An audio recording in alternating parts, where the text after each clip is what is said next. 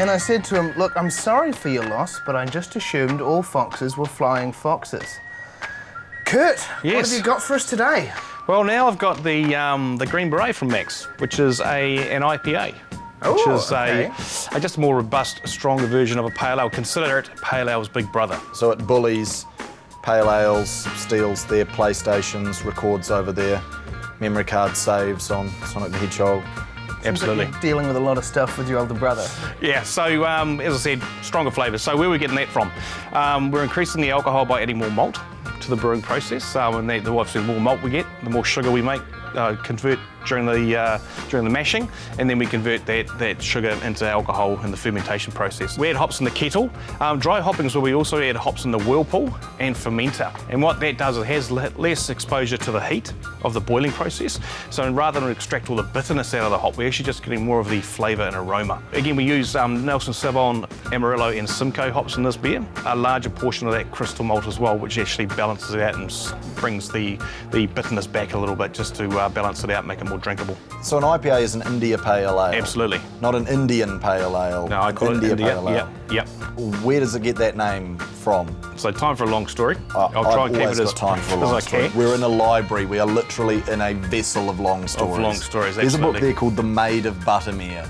Yes. That is a long story. Certain breweries decided they'd start making what they call stock beers. And these were beers brewed, or basically pale ales brewed, with higher alcohol, higher hop content, so they could store them for long periods of time. And not far away from one of these breweries in London was the East India Shipping Company. And one particular time, they bought some of the stock ale. They got to their destination and realised that the beer they had actually survived the trip really, really well. So about 50 years later, the Calcutta Times reported on this particular type of beer and called it India Pale Ale, hence its name. So we got 50 years without a name. That beer over there.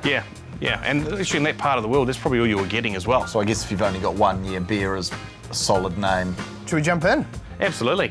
So you're saying this one's got a bit more hops and the more hoppy, more intense flavour. Even more so than the Hop Rocker? Yeah, so different level. This also has that malt sweetness coming through from the crystal malt as well, but definitely more than Hop Rocker. So Hop Rocker sits about at 4 on the scale, this one's at 6. So we're boosting up a bit. That's not just bitterness. Remember we talked about the flavour as well, yeah. the savoriety. Is that a word? Complexity. Yeah, it is now. Savoriety? I'm going with it. Yeah. Savorousness. What do you think? It's more floral than the Hop Rocker, but I find it easier to drink almost. Even though it's a more savoury beer. Yeah, I've had that before actually, because it's got that more balance. See, beer, or good, brewing's all about balance. Okay, you can go as far as you want with hops, but there comes a point where it becomes pretty much undrinkable. That's why we need to add these less fermentable malts in there to balance it out, bring a bit of sweetness to the beer. It's kind of an interesting one. It's a bit softer on the palate, although it's more intense. So where does the Green Beret sit on the flavour scale? It sits at a 6 at the moment. Obviously, we've got a little bit of room to move, but yeah. Goes higher than a 6. It actually goes to a 7. Oh, Yes. Do we have a 7? Actually, we've saved 7 for something special to celebrate our birthday of 35 years. We brought out a new beer, which I can show you now if you like. Great. Yeah. Great. I'd love to see a 35th birthday beer. And here it is. This is called Mac's Birthday Suit. And this is a double IPA. So again, all we're doing is expanding those flavours, bringing in more malt again to bring the alcohol up. And also, we've actually added more hops to this one. This actually has a combination of 6 different hops, all combined. Okay. All adding 1,000 different flavour compounds each. So when we're talking about 6,000. complexity, yeah. Quick maths, thank you for keeping me up to date. Nailed it.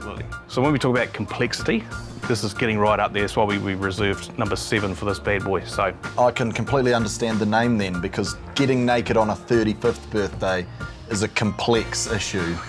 Oh yeah. There has to be 6,000 different things to occur for that to be a good option. There is nothing more utterly defiant than a naked 35-year-old. So would you like to try it? Absolutely. I'd love to. Nice word. So this beer also employs those dry hopping techniques as well. I know a bit about dry hopping, having eaten hops raw recently. Very dry experience. That is a special occasion beer, that one. That is one to savour. Absolutely. And you can probably get the understanding around the savour side now. So complex, really, really full-flavoured, lovely things going on, a whole lot going on in your mouth all at once. One to sip while mulling the universe. Yes. Yeah, that's That's a mouthful that makes you stop and think. A robust beer for robust conversation. Absolutely. What does it all mean, Kurt? Why are we here? We're here for this. To understand more, to appreciate, and to enjoy. That's a good enough reason for me. Cheers. Lovely. Was there a naked bear on the front of the bottle?